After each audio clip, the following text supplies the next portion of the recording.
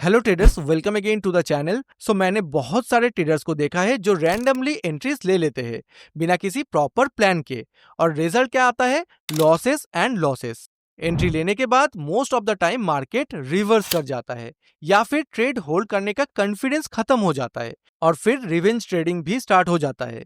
But आज के बाद आपके पास होगा एक कंप्लीट सिस्टम, एक कंप्लीट 3 स्टेप एंट्री मॉडल जो आपको देगा clear higher time frame direction, precise zones and perfect timing for entry. तो अगर आप सीरियस हो अपने ट्रेडिंग को लेके तो इस वीडियो को एंड तक देखिए, क्योंकि मैं प्रैक्टिकली आपको हर एक स्टेप एक्सप्लेन करूंगा एंड ये वीडियो आपके ट्रेडिंग जर्नी के लिए गेम चेंजर हो सकता है। सबसे पहला स्टेप है हायर टाइम फ्रेम पर क्लियर एंड ऑब्वियस डायरेक्शन या बायस फाइंड आउट करना। इसके लिए हम fair value gap and swing points का यूज करेंगे। अगर डायरेक्शन आपके पास क्लियर है देन आप कैसे भी एंट्री ले सकते हो, क्योंकि आपका विनिंग प्रोबेबिलिटी बहुत ज्यादा इंक्रीज हो जाता है। अभी फेयर वैल्यू गैप को इंटरनल लिक्विडिटी कंसीडर किया जाता है and major swing high and low को एक्सटर्नल लिक्विडिटी कंसीडर किया जाता है।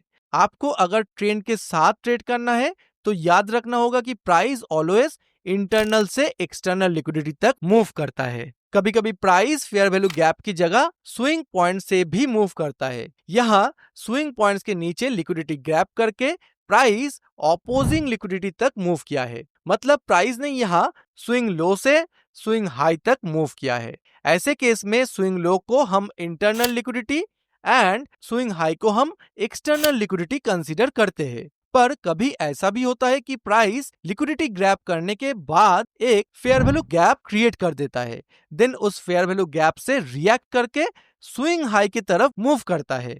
इस पॉइंट पर फेयर वैल्यू गैप फिर से इंटरनल लिक्विडिटी की तरह बिहेव करता है। ये और भी ज्यादा हाई प्रोबेबिलिटी कंडीशन है। जिस हायर टाइम फ्रेम एरिया से प्राइस रिएक्ट करने के बाद हमें लोअर टाइम फ्रेम पे ट्रेड लेना होता है, उसको हम एरिया ऑफ अपॉर्चुनिटी बोलते हैं। यहाँ से हम एक्सटर्नल लिक्विडिटी को टारगेट कर सकते हैं, जिसको आप अपना बायस भी बोल सकते हो। हायर टाइम फ्रेम को समझने के बाद अब हम फोकस करेंगे लोअर टाइम फ्रेम मैनिपुलेशन पर। बेसिकली प्राइस यहाँ पे पहले ऑपोजिट साइड से एक manipulation fair value gap create करके higher time frame fair value gap को अप्रोच करता है, देन वहां से थोड़ा बहुत रिएक्शन दिखाकर ऑपोजिंग फेयर वैल्यू गैप को कंप्लीटली डिसरेस्पेक्ट कर देता है एंड बाद में एक new fair value gap create करता है एंड उसको रेस्पेक्ट करते हुए अपसाइड अपना मोमेंटम कंटिन्यू करता है। ये opposite fair value gap retailers को मैनिपुलेट करने के लिए क्रिएट किया जाता है, लेकिन बाद में जो real fair value gap create होता है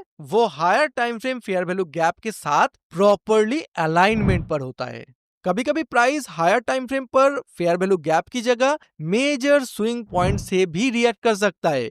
जैसे हमने पहले डिस्कस किया था, internal liquidity higher time frame पर फेयर वैल्यू गैप होता है और कभी कभी ये स्विंग हाई या लो के थ्रू भी दिख सकता है। ऑब्वियसली बुलिश मार्केट के केस में स्विंग लो से रिएक्ट करता है, लेकिन अगर मार्केट बियरिश है तो प्राइस स्विंग हाई से रिएक्ट करेगा। अभी तक हमने देखा कि फेयर वैल्यू गैप के थ्रू मार्केट कैसे मैनिपुलेट करता है। अब चलिए समझते हैं next type of manipulation, that is based on liquidity SVEEP. जब मार्केट किसी प्रीवियस स्विंग हाई के ऊपर या स्विंग लो के नीचे लिक्विडिटी कलेक्ट करके क्विकली ऑपोजिट डायरेक्शन में रिवर्स होता है तो हम उसे लिक्विडिटी स्वीप या लिक्विडिटी ग्रैब बोलते हैं। बेसिकली यहाँ फेक ब्रेकआउट या फेक ब्रेकडाउन के थ्रू मार्केट में रिटेलर्स को मैनिपुलेट किया जाता है। जैसे यहाँ प्राइस ने पहले मल्टीपल टाइम्स लिक्विडिटी स्वीप किया, फिर एक फेयर वैल्यू गैप क्रिएट हुआ जहां से रिएक्ट करके प्राइस ने ऑपोजिट डायरेक्शन में क्लियरली मूव किया। सिर्फ लिक्विडिटी स्वीप देखना काफी नहीं है। जब हायर टाइम फ्रेम के सिग्निफिकेंट लेवल पर प्राइस लिक्विडिटी स्वीप करता है तभी हम उसको कंसीडर करते हैं। अदरवाइज कोई भी रैंडम लेवल पर लिक्विडिटी स्वीप होने से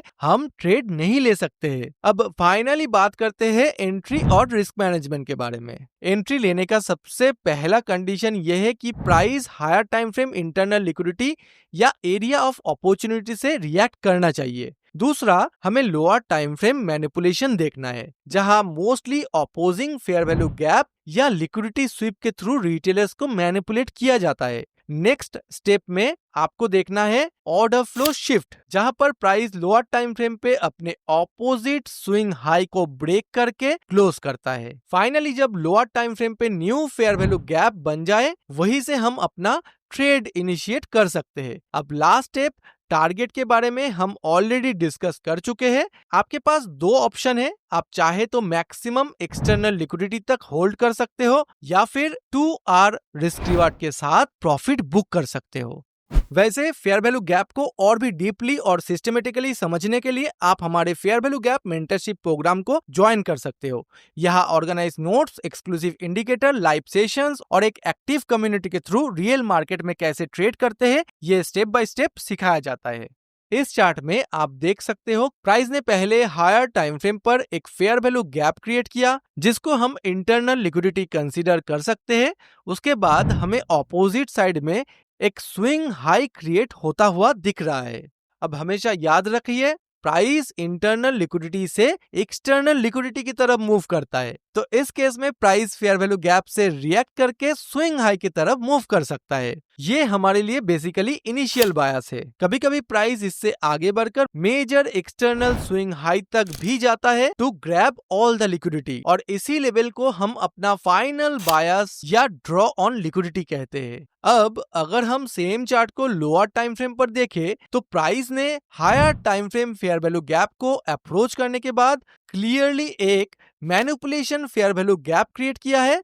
उसके बाद लिक्विडिटी स्वीप के थ्रू प्राइस ने रिटेलर्स को अगेन मैनिपुलेट किया। इसके बाद प्राइस ने एक फेयर वैल्यू गैप क्रिएट किया, जहां से रिएक्ट करते हुए प्राइस ने अपना previous lower time frame swing high को ब्रेक करके उसके ऊपर क्लोज किया। इस मूव को हम ऑर्डर फ्लो शिफ्ट कहते हैं। तो इस पॉइंट पर हमारे सारे कंडीशंस यहाँ पर परफेक्टली मीट हो चुका है। अब हम easily opposing major swing high या एक्सटर्नल लिक्विडिटी लेवल को अपना टारगेट रख सकते हैं, और finally previous fair value gap से रिएक्ट होकर एक new fair value gap create हुआ है, जहां से हम अपना एंट्री ले सकते हैं। आगे चलकर आप क्लियरली देख पाओगे कि प्राइस ने बहुत ही स्मूथली ऑपोजिट साइड के एक्सटर्नल लिक्विडिटी तक मूव करके अपना टारगेट अचीव कर लिया है। सो बेसिकली यहाँ पर प्रॉपर रिस्क रिवार्ड के साथ एक हाई प्रोबेबिलिटी सेटअप को इजीली ट्रेड किया जा सकता है। लेटर ऑन प्राइस ने सेम पैटर्न फॉलो करते हुए again and again order flow shift और फेयर वैल्यू गैप क्रिएट किया, जहां से प्राइस कंटिन्यूअसली अपसाइड मूव करता गया। सो इन लेवल्स पर हम और भी लोअर टाइम फ्रेम पे जाकर मल्टीपल एंट्रीज ले सकते थे। अल्टीमेटली अगर आपके पास बायस क्लियर है, तो आप डिफरेंट टाइम फ्रेम्स पर मल्टीपल एंट्रीज कैप्चर कर सकते हो। इस चार्ट को देखिए, प्राइस अब डाउन साइड मूव कर रहा है, यहाँ एक फेयर वैल्यू गैप भी फॉर्म हुआ है और डाउन साइड स्ट्रक्चर ब्रेक भी हो रहा है।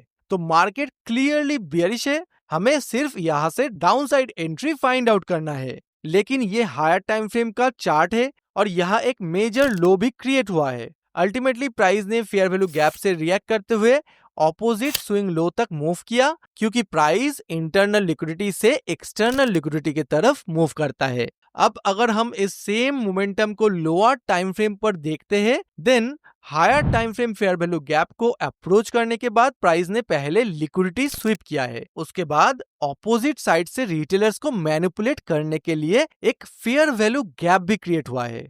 फिर प्राइस ने उस फेयर वैल्यू गैप को डिसरेस्पेक्ट करते हुए डाउन साइड क्लोज कर दिया है और एक real fair value gap create किया, जो higher time frame fair value gap के साथ परफेक्टली अलाइनमेंट पे है। अब इस रियल फेयर वैल्यू गैप से रिएक्ट करके प्राइस ने एक new fair value gap downside में फिर से क्रिएट किया। यहाँ से हम अपना एंट्री क्लियरली ले सकते हैं। अगर टारगेट की बात करें तो ये मेजर स्विंग लो को इजीली टारगेट किया जा सकता है, क्योंकि यहाँ ऑपोजिंग लिक्विडिटी प्रेजेंट है। तो अब हमारे पास एंट्री और टारगेट दोनों पॉइंट्स क्लियर है, और फाइनली प्रॉपर रिस्क रिवार्ड के साथ आप देख पाओगे कि प्राइस स्मूथली अपने टारगेट तक मूव करता है।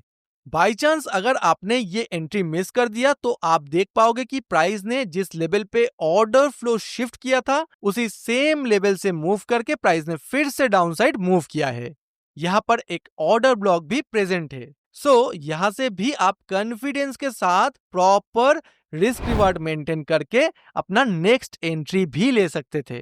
अब फाइनली इस डेली टाइम फ्रेम के चार्ट में देखते हैं। प्राइस ने हायर टाइम फ्रेम पर एक प्रीवियस स्विंग लो के नीचे लिक्विडिटी ग्रैब किया है। ये स्विंग लो हमारे लिए इंटरनल लिक्विडिटी बन जाता है, क्योंकि कभी कभी प्राइस फेयर वैल्यू गैप की जगह इंटरनल स्विंग पॉइंट से भी लिक्विडिटी ग्रैब करके अपना डायरेक्शन कंटिन्यू करता है। ऑपोजिट साइड में एक क्लियर स्विंग हाई भी दिख रहा है, जो हमारे लिए एक्सटर्नल लिक्विडिटी है, और हम जानते हैं कि प्राइस ऑलवेज इंटरनल लिक्विडिटी से एक्सटर्नल लिक्विडिटी की तरफ मूव करता है। अब अगर हम एक स्टेप लोअर जाके 4 आवर टाइम फ्रेम पर देखें तो क्लियरली दिखेगा कि price higher time frame internal liquidity से रिएक्ट करने के बाद 4 आवर टाइम फ्रेम पर एक bullish fair value gap create किया है।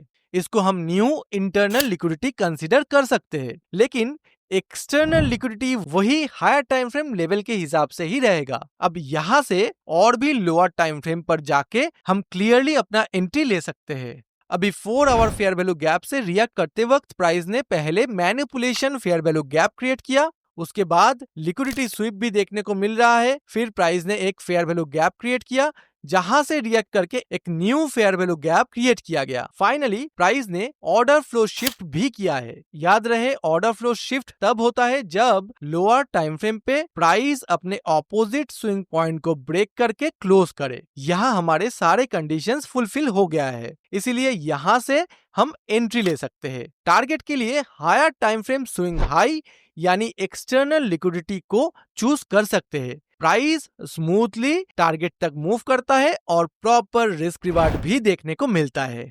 अब सेम चार्ट को जूम आउट करने के बाद क्लियरली दिख रहा है कि प्राइस ने पहले higher time frame internal liquidity grab किया, फिर वहां से अपसाइड मूव करते हुए 4 आवर टाइम फ्रेम पर फेयर वैल्यू गैप क्रिएट किया, एंड उस फेयर वैल्यू गैप से प्राइस वापस रिएक्ट करके ऑपोजिट 4 आवर स्विंग हाई के साथ daily time frame major swing high के ऊपर प्रेजेंट लिक्विडिटी को ग्रैब करने के लिए fast and smooth upside momentum हमें देखने को मिला। प्राइस एक्शन यहाँ काफी क्लियर एंड स्ट्रॉन्ग था। अब आप खुद देख सकते हो कि रैंडम एंट्रीज की जगह एक सिस्टमेटिक अप्रोच कितना पावरफुल हो सकता है।